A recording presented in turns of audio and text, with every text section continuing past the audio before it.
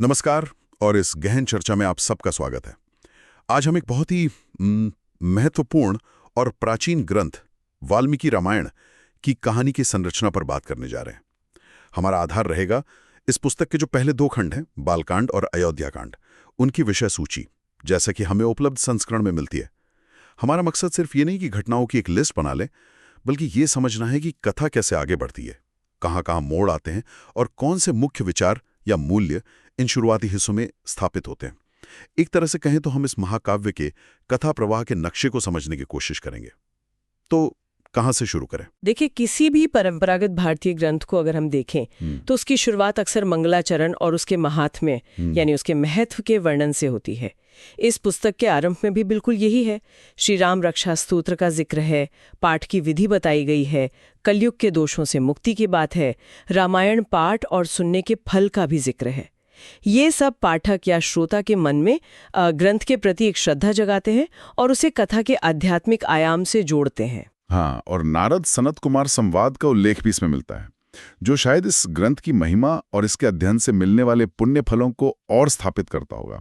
ये शुरुआत ही बता देती है कि इसे सिर्फ एक कहानी नहीं बल्कि एक आध्यात्मिक अनुभव भी माना गया है। बिल्कुल, ये भूमिका जो है वो कथा के ईश्वरीय और नैतिक आधार को मजबूत करती है। अब आते हैं मुख्य कथा पर, बालकांड से। यहीं से श्री राम के जीवन की कहानी असल में आकार लेना शुरू करती है। बालकांड की शुरुआत ही बड़ी दिलचस्प है।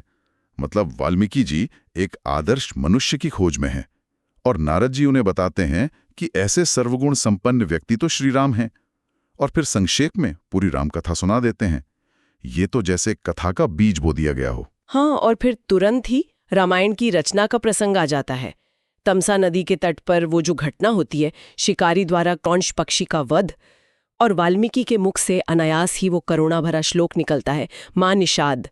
और तभी देखिए, स्वयं ब्रह्मा जी प्रकट होते हैं और उन्हें इसी छंद में राम का पूरा चरित्र लिखने का आदेश देते हैं। ये घटनाएं रामायण को महज मानवीय रचना नहीं बल्कि एक दैवीय प्रेरणा का परिणाम बताती हैं। और एक और बात, काव्य का जन्म करुणा से होता है, ये बात भी यहाँ स्थापित हो जाती है। और फिर इस रचे हुए महाकाव्य को सबसे पहले गाने वाले कौन? लव और कुश। अयोध्या में श्री राम के सामने इसका गान होता है। ये पहलू कथा की मौखिक परंपरा और उसके प्रसार की ओर भी इशारा करता है ना?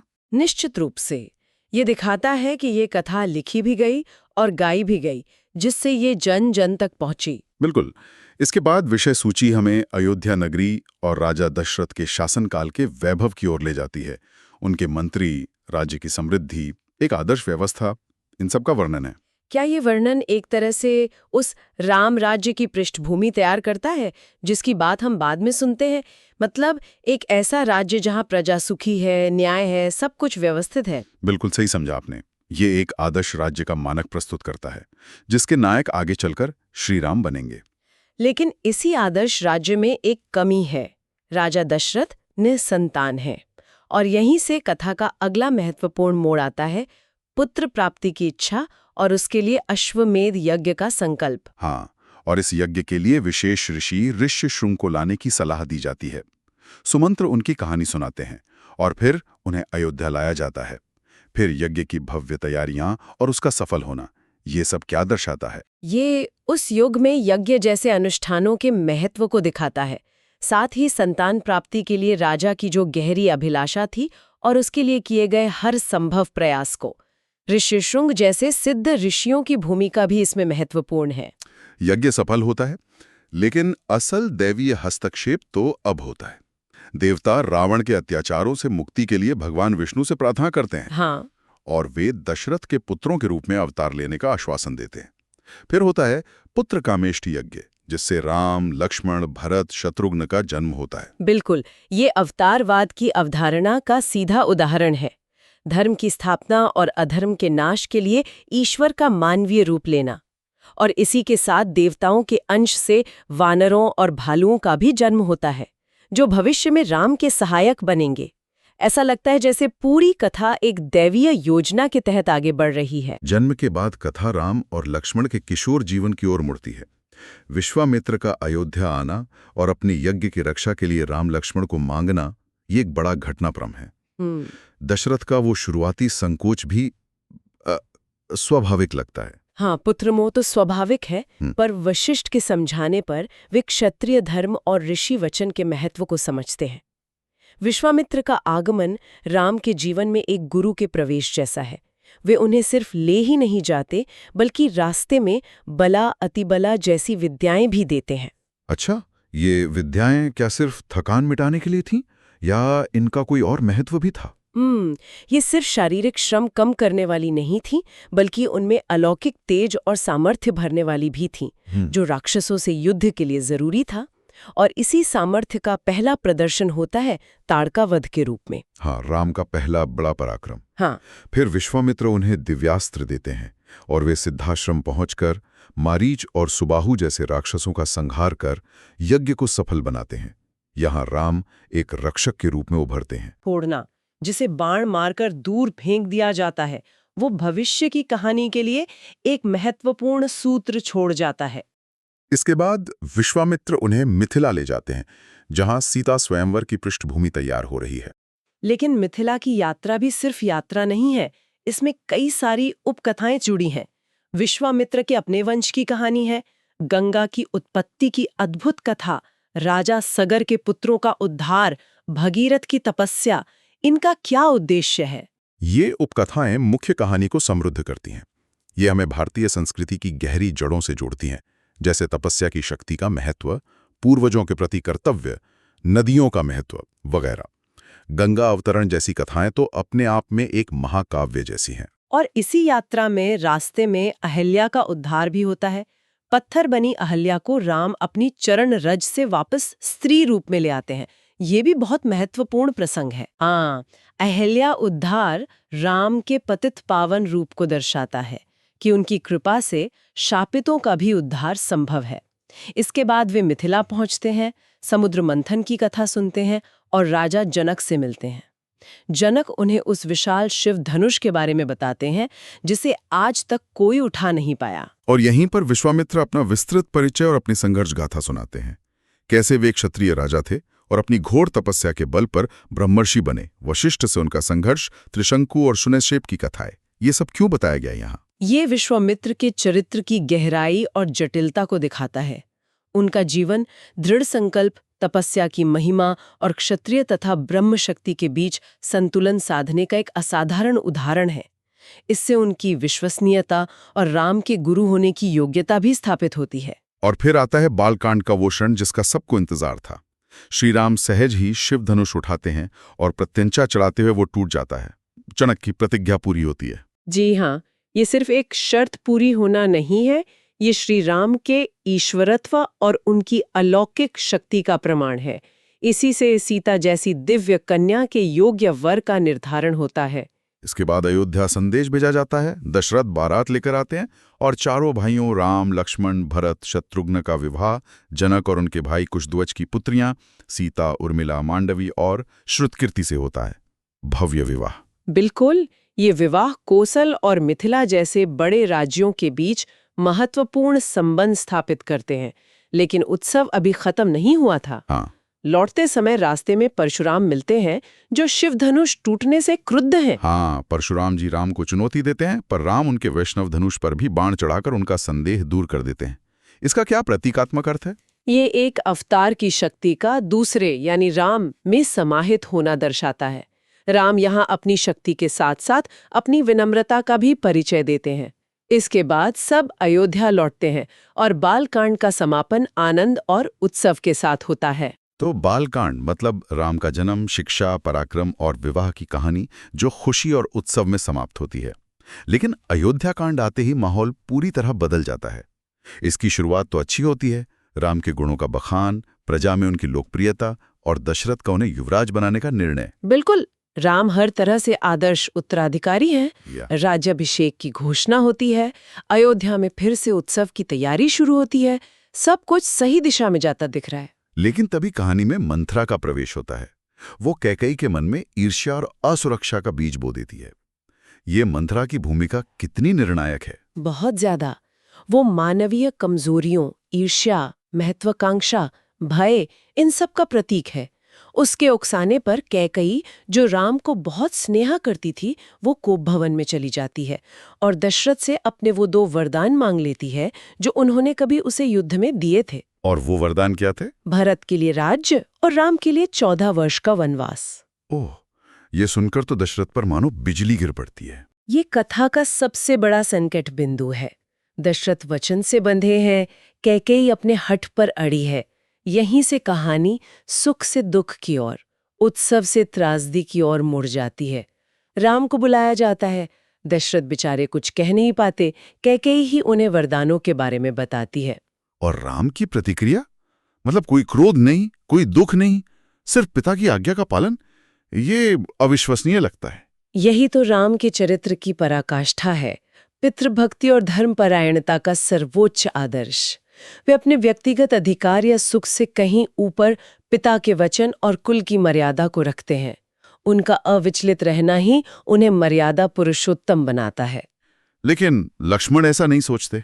वो क्रोधित होते हैं, विद्रोह की बात करते हैं, और कौशल्या का विलाप भी बहुत हृदय विदारक है। लक्ष्मण का क्रोध उनके गहरे भ्रातृ प्रेम का प्रतीक है। वो अन्याय का प्रतिकार करना चाहते हैं। कौशल्या का दुख एक माँ का स्वाभाविक दुख है।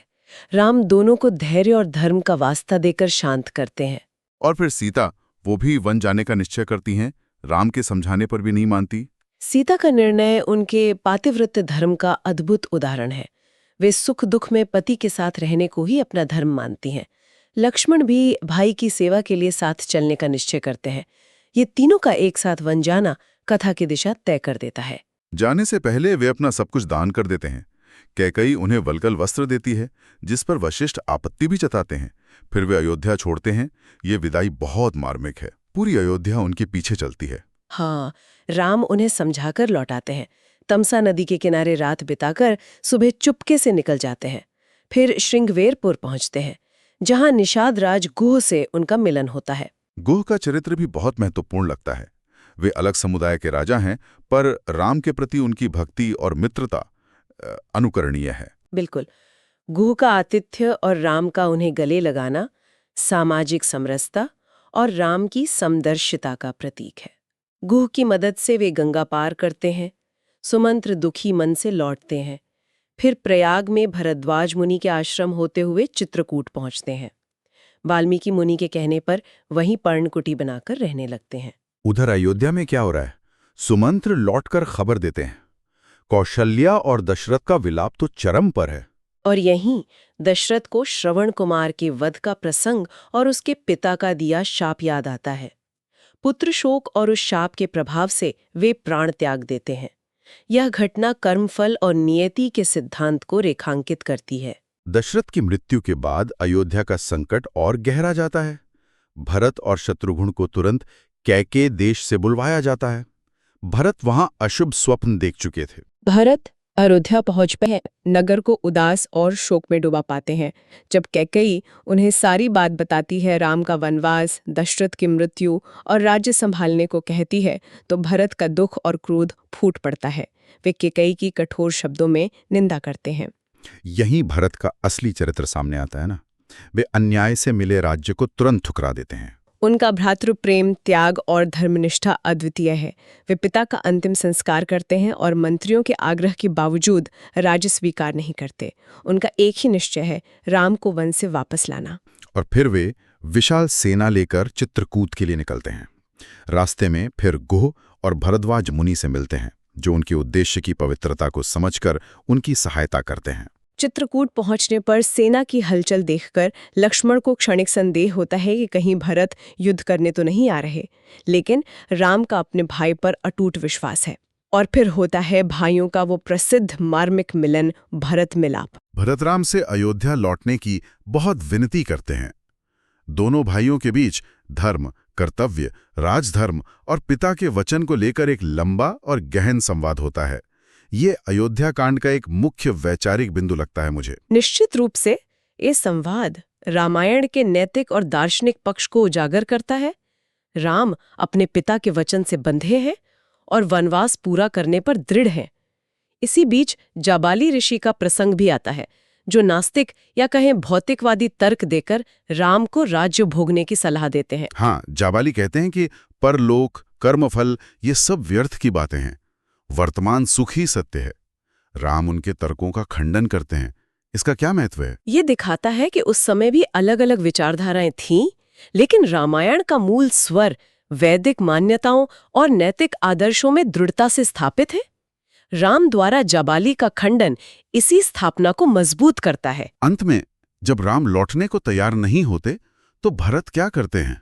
ये भी बहुत खास है। हाँ, भरत राम की चरण पादुकाएं यानी खड़ाऊं मांग लेते हैं। वे इन पादुकाओं को ही सिंहासन पर रखकर स्वयं अयोध्या नगर से बाहर नंदीग्राम में एक तपस्वी की तरह रहते हुए राम के प्रतिनिधि के रूप में 14 वर्ष तक राजकाज चलाते हैं। ये तो त्याग और कर्तव्य परायणता का अद्भुत उदाहरण है। पादुकाएं राम की उपस्थिति का प्रतीक बन जाती हैं। बिल्कुल। उधर चित्रकूट में राक्षस उपद्रव बढ़ने लगते हैं, जिसके कारण ऋषि मुनि राम से वो स्थान छोड़ने का आग्रह करते हैं। राम, सीता और लक्ष्मण दक्षिण में दंडकारण्य की ओर बढ़ते हैं। रास्ते में वे अत्रि मुनि और उनकी पत्नी देवी अनुसुईया के आश्रम पहुंचते हैं। और वहां अनुसुईया सीता को पतिव्रता धर्म का उपदेश देती हैं और साथ ही दिव्य वस्त्र, आभूषण और अंगराग देती हैं जो कभी मैले नहीं होंगे। हाँ, ये उपहार भविष्य की घटनाओं में, विशेषकर सीता हरण के बाद उनकी पहचान बनाए रखने में महत्वपूर्ण भूमिका निभाएंगे। अत्रि आश्रम का पड़ाव वनवास के अगले और शायद अधिक चुनौतीपूर्ण चरण की शुरुआत का संकेत है। यहीं अयोध्या कांड समाप्त होता है। तो हमने आज रामायण के पहले 2 महत्वपूर्ण खंडों, बालकांड और अयोध्या कांड की कहानी की रूपरेखा को उसकी विषय सूची के जरिए समझा। राम का जन्म, शिक्षा, विवाह, पराक्रम से लेकर अचानक वनवास, पिता की मृत्यु और भरत की वो असाधारण निष्ठा तक। हाँ, ये दोनों कांड वास्तव में पूरे महाकाव्य की नींव रखते हैं। इनमें राम के चरित्र के विभिन्न आयाम, एक आदर्श पुत्र, भाई, पति, शिष्य, रक्षक, ये सब स्थापित होते हैं। कथा का जो केंद्रीय संघर्ष है, यानी धर्म और अधर्म का द्वंद्व, वो यहीं से उभरता है। त्याग, कर्तव्य, वचन पालन, पितृभक्ति, पातिव्रत्य जैसे जो शाश्वत मानवीय मूल्य है, वो इन कथाओं के मूल में है। इस पूरी संरचना को देखने से ये भी स्पष्ट होता है कि ये सिर्फ घटनाओं का क्रम नहीं है, बल्कि मूल्यों और आदर्शों का एक पूरा ताना बाना है जो सदियों से प्रेरणा देता आया है। बिल्कुल। और ये यात्रा केवल भौगोलिक नहीं है, ये गहरी नैतिक और आध्यात्मिक यात्रा भी है। यहाँ धर्म की जो व्याख्या सामने आती है, खासकर वचन पालन और कर्तव्य को लेकर, राम और भरत के निर्णय ये सोचने पर मजबूर करती हैं। आज के समय में जहाँ व्यक्तिगत इच्छाओं और अधिकारों को इतना महत्व दिया जाता है, वहाँ कर्तव्य और वचन की ये आदर्श कितने प्रासंगिक हैं। हमारी आज की समझ इनसे कहाँ मेल खाती है और कहाँ शायद टकराव होता है, ये एक विचार करने वाला प्रश्न है। बिल्कुल। इस विस्तृत और गहन चर्चा के लिए आपका बहुत बहुत धन्यवाद।